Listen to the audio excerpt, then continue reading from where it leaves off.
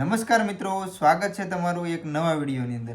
આજના વિડીયોની અંદર આપણે પ્લાઝો પેન્ટનું કટિંગ કરતા શીખીશું। આજે હું તમને એકદમ સિમ્પલ અને સરળ રીતે કમ્ફર્ટેબલ પ્લાઝો પેન્ટનું કટિંગ કરતા શીખવાડીશ। તો કન્ટિન્યુ મિત્રો વિડીયોની અંદર બન્યા રહેજો। અને હા મિત્રો, વિડીયો પસંદ આવે તો લાઇક કરજો, શેર કરજો, અને હા મિત્રો ચેનલ ઉપર પહેલી વાર આવે તો ચેનલને સબસ્ક્રાઇબ કરજો। તો ચાલો મિત્રો વાર નહીં લગાડતા શરૂ કરીએ પ્લાઝો પેન્ટનું કટિંગ। પ્લાઝો પેન્ટનું કટિંગ કરવા માટે તો આપણું જે ફેબ્રિક છે તો આપણે આની અંદર 1.5 મીટર ફેબ્રિક છે તે લીધું છે।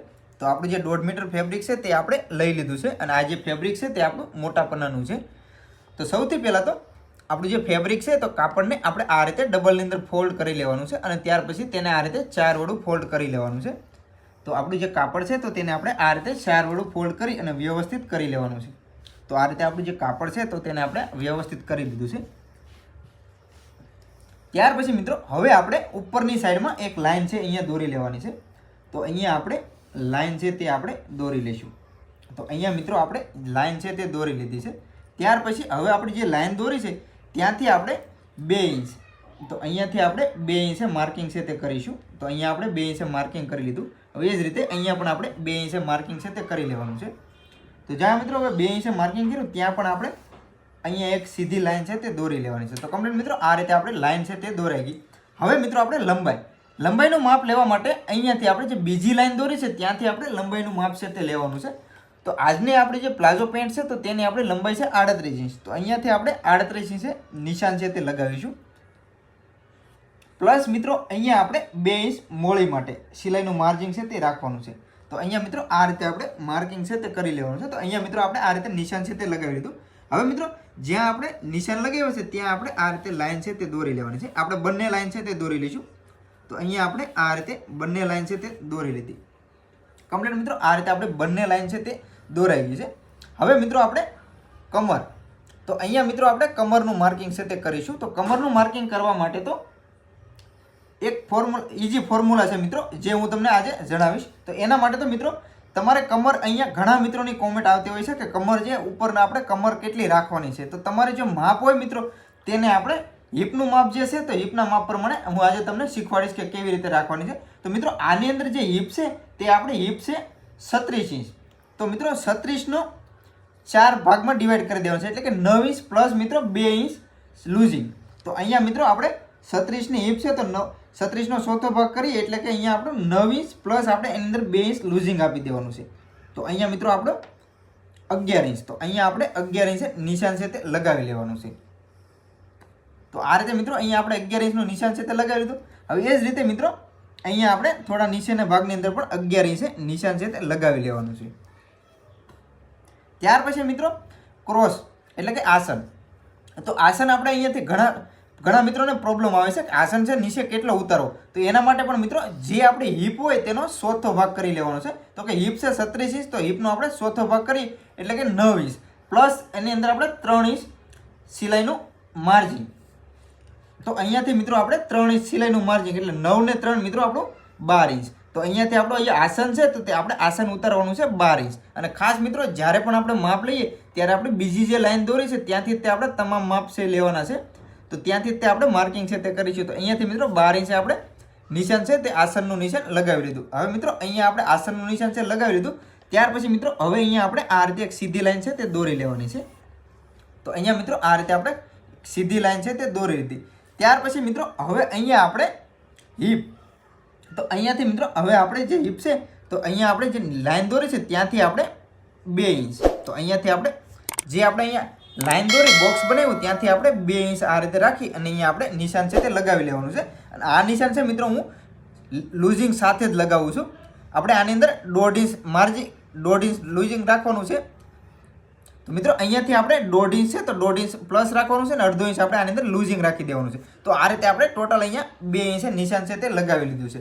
તો કમ્પ્લીટ મિત્રો આ રીતે આપણે નિશાન છે તે લગાવી લીધા છે। ત્યાર પછી હવે અહીંયા આપણે 1.5 ઇંચ રાખી અને અહીંયા આપણે ક્રોસની અંદર માર્કિંગ છે તે કરવાનું છે। જ્યાં આપણે બોક્સ બનાવ્યું ત્યાંથી આપણે 1.5 ઇંચ અહીંયા નિશાન છે તે લગાવી લેવાનું છે, અને અહીંયાથી હવે આપણે આસનની ગોળાઈ છે તે આપવાની છે। તો આ રીતે મિત્રો અહીંયા આપણે આસનની ગોળાઈ છે તે અહીંયા આપી દેવાની છે। તો કમ્પ્લીટ મિત્રો આ રીતે આપણે આસનની ગોળાઈ છે તે અહીંયા આપી દીધી। ત્યાર પછી મિત્રો હવે આપણે અહીંયા મોળી, તો મોળીનું માપ છે તે કરી લઈએ। તો સૌથી પહેલાં તો અહીંયા જે આપણું આસન છે તો આસનનો ભાગ આપણે માપી લઈશું. તો કે અહીંયા આપણું 13.5 ઇંચ છે. તો અહીંયા આપણે 13.5 ઇંચ સૌથી પહેલાં તો નિશાન છે તે લગાવી લેવાનું છે. ત્યાર પછી હવે તેનો અડધો ભાગ આપણે આ રીતે કરી લેવાનો છે અને જ્યાં આપણું અડધું આવે ત્યાં પણ આપણે આ રીતે એક નિશાન છે તે લગાવી લેવાનું છે. હવે મિત્રો અહીંયા આપણે જ્યાં ભાગ છે તે અડધો કરી નિશાન લગાવ્યું છે. આજની જે આપણી મોળી છે તે મોળી આપણે 9 ઇંચ લેવાની છે. તો અહીંયા મિત્રો આપણે તેની અંદર 1 ઇંચ સિલાઈનું માર્જિંગ પ્લસ કરી અને આપણે 10 ઇંચ એટલે કે બંને સાઈડ જ્યાં નિશાન લગાવ્યું છે ત્યાંથી આ સાઈડ 5 ઇંચ અને આ સાઈડ 5 ઇંચ, તો બંને સાઈડ આપણે 5-5 ઇંચે આ રીતે નિશાન છે તે લગાવી લેવાના છે. તો કમ્પ્લીટ આ રીતે આપણે બંને સાઈડ 5-5 ઇંચે નિશાન છે તે લગાવી લીધા. ત્યાર પછી મિત્રો હવે આપણે અહીંયાથી લઈ અને નીચે સુધી આ રીતે લાઈન છે તે દોરી લેવાની છે. તો અહીંયા મિત્રો આ રીતે આપણે લાઈન છે તે દોરી લઈશું. તો એના માટે તો આપણે સ્કેલ છે તો સ્કેલનો ઉપયોગ કરીશું. તો એના માટે આ રીતે આપણે સ્કેલને રાખી અને અહીંયાથી હવે આપણે લાઈન છે તે દોરી લઈએ. તો આ રીતે મિત્રો આપણી લાઈન છે તે અહીંયા આપણે દોરી લીધી છે. ત્યાર પછી મિત્રો હવે આપણે જે આપણો આસનનો ભાગ છે તો ત્યાં પણ આ રીતે સીધું રાખીને અહીંયા પણ આપણે એક નિશાન છે તે લગાવી લેવાનું છે. તો અહીંયા મિત્રો આપણે અહીંયા સુધી જે મોળી છે ત્યાંથી લઈ અને અહીંયા સુધી પણ આપણે આ રીતે રાખી અને અહીંયા આપણે નિશાન છે તે લગાવવાનું છે. તો આ રીતે આપણે અહીંયા પણ નિશાન છે તે લગાવી લઈએ. તો આ રીતે દોસ્તો આપણે નિશાન છે તે લગાવી લેવાના છે અને ત્યાર પછી અહીંયા આપણે સીધું કટિંગ છે તે કરી નાખવાનું છે. તો કમ્પ્લીટ મિત્રો આ રીતે આપણે પ્લાઝો પેન્ટનું તમામ માર્કિંગ છે તે કરી લીધા છે. તો હવે મિત્રો આપણે આનું કટિંગ છે તે કરી લઈએ. તો હવે કટિંગ મિત્રો આપણે જે લાઈન દોરી છે તો લાઈન પ્રમાણે આનું કટિંગ છે તે કરી લઈએ.